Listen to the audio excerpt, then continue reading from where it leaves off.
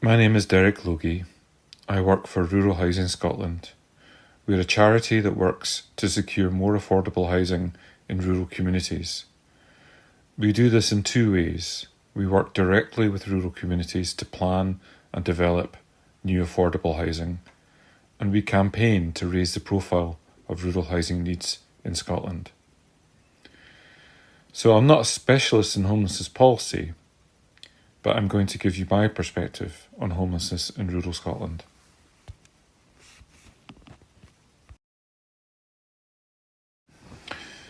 These are two images of rural homelessness, 2 centuries apart, but with the same solution: to leave. Migration continues to be one of the main consequences of rural homelessness.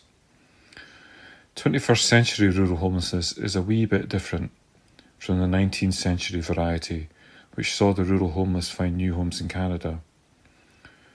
During the Highland clearances in the 19th century, some 150,000 people from the Highlands and Islands were forcibly evicted from their homes to make way for sheep. In 2021, young people are having to leave rural communities to make way for tourists and cash-rich older people seeking a post-COVID rural idyll.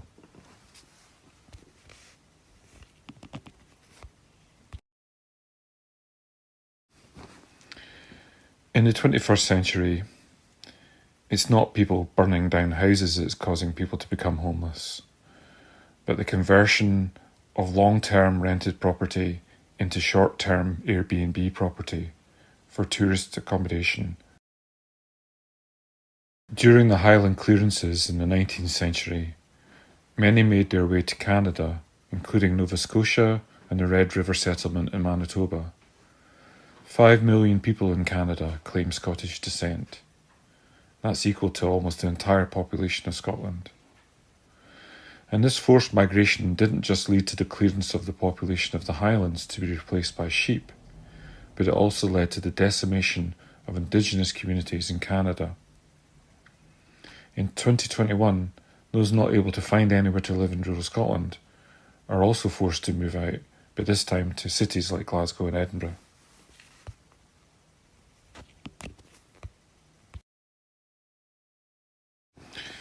But there's plenty of room for all in rural Scotland.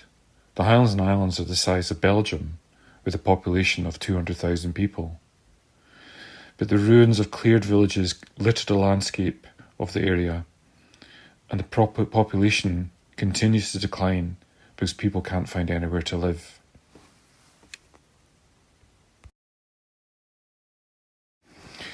These are recent headlines from local papers in the Highlands and Islands about the plight of young people in rural communities. Notice that they use the word clearance quite a lot, and clearance is an emotive word in the Highlands because there's real concern that a new form of Highland clearance is underway.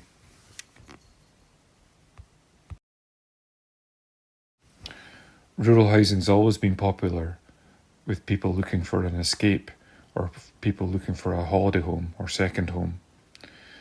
Since the pandemic, house prices have risen exponentially as more people are looking for an escape to the country, looking for more space. Urban Scots are paying, according to the national newspaper, daft money for rural housing. And rural homes in Scotland are seen as a profitable investment vehicle which can print money by meeting demand for Airbnb. Local young people can't compete with this influx. Local jobs in tourism or agriculture don't pay very well.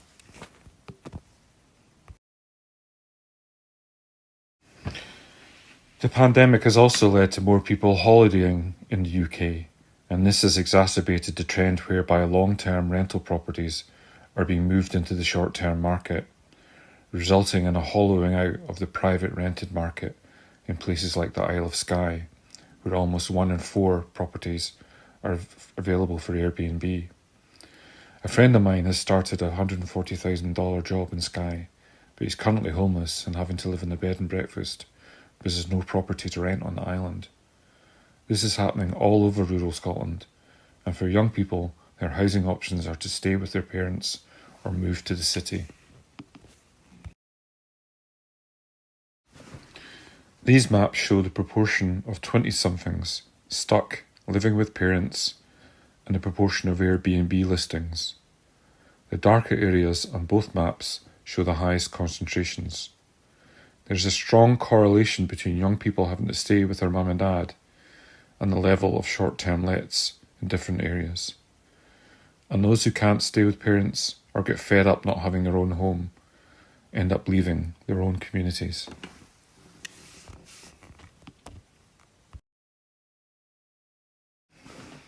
This migration of people from rural communities is one part of a largely hidden rural homelessness problem, a problem that's largely dispersed in nature and is not recognised as a priority for action. Young people living with their parents aren't counted as having housing needs, and most won't bother registering as homeless because they know the local authority can't help them.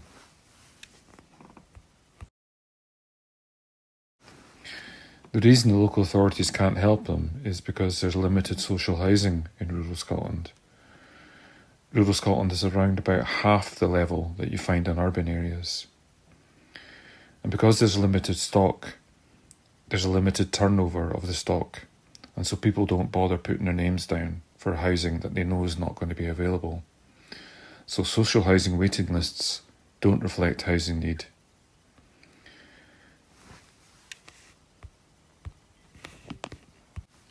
But because local housing waiting lists are used to determine future housing investment, rural areas are in a catch-22 position whereby no new social housing is built because they can't demonstrate the housing need that they have. One of the main tasks of Rural Housing Scotland is to support local rural communities to demonstrate the housing needs that they have and to prove to the Scottish Government that they should be investing in small rural communities. Rural areas receive far less than their fair share of investment in housing from the Scottish Government. In the last year, they received 11% of all government spending on housing, yet their population is 17%. One of the main reasons for this is that it's actually cheaper and easier to build in towns and cities than it is in rural areas, and the demand is more easily identified.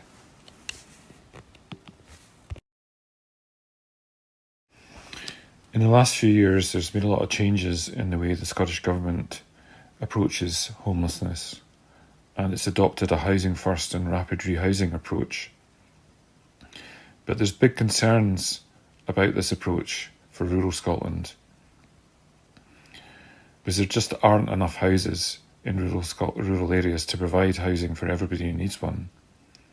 Support services are not delivered very well in dispersed areas, and in the rural areas where the approach was piloted, most of the support and housing was confined to big towns.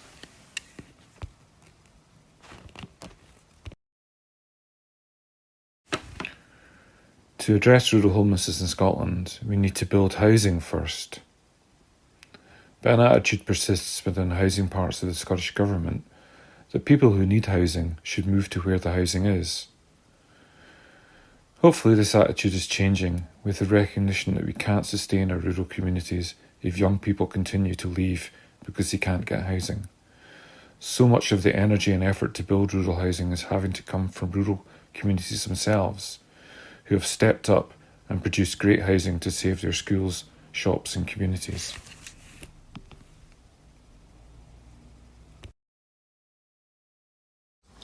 These are some community-led housing projects we've had involvement with, including a development at Alva Ferry, a small settlement near Calgary Bay, which the city of Calgary is named after.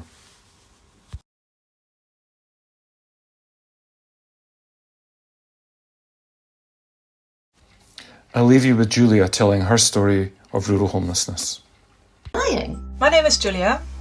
I live on the Isle of Lismore, and I am in my 8 square meter caravan, which has been my home for most of the 5 years that I've been living on the island. I'm part of a group of national and international volunteers who came to the island to work and learn and decided to make it their home. I work full-time on the island in 3 different self-employments and 1 employment, so there's no shortage of work. And while there's no lack of enthusiasm and a great flexibility to fill in whatever job roles are needed on the island, there is a lack of suitable housing. At the moment, my partner and I are able to enjoy a whole house to ourselves, which has become temporarily available with the closure of all holiday lets during lockdown. In the row of 13 houses, only 5 are permanently inhabited at the moment. I have recently joined the Isle of Lismore Community Trust, who is looking into developing affordable housing on the island with the help of Rural Housing Scotland and the Mull and Iona Community Trust. People on the island are incredibly creative in setting up small businesses and generating an income for themselves. The island draws in hands-on, resilient and resourceful people of all ages and backgrounds, and I would love for them to have the opportunity to stay. And while I'm really thankful to all the people who have let me stay in their gardens and rent a room in their house over the years, being always in someone else's place and never able to plan quite far ahead is taking a lot of energy.